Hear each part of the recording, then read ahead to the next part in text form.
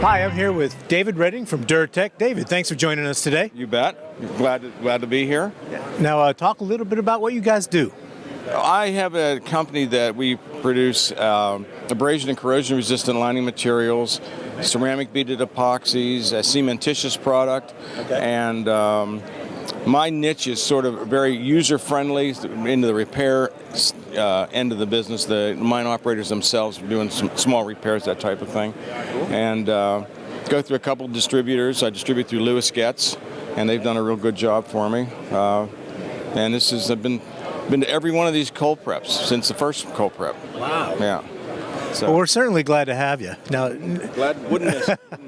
now, along those lines, after exhibiting all those years, what do you guys benefit from coming here so long? Well, you know, even if we're talking amongst ourselves this year, you'd spend the rest of your summer driving around trying to call on these people. Right. You know, and it's a lot of vendor to vendor, but I do a lot of business with some of these vendors here. So it really, it's a great value for me. I mean, it really is. I mean, I'm a small company, and it's mostly me doing the sales. Yeah. So I have just a great opportunity to containerized market here. You know, so I would never miss it. You know, I'm ready for next year. So there's a good advantage of the face-to-face interaction. Absolutely. You couldn't do it otherwise. I mean, I've made calls on preparation plants, and there's a issue, and everybody's out taking care of a repair. I mean, you know. That happens all the time. This way you have a relatively captive audience. You can unveil some new products. I've gone to a smaller little kit, you know, type of thing for some of my epoxies, and you know, it's the place to do it. Now, you know, the coal industry, things have been a little bit rough the past year or so. A lot bit rough. Yeah. You know, talk a little bit about, you know, what you see the future holding. Well, a lot of my customers are exporting.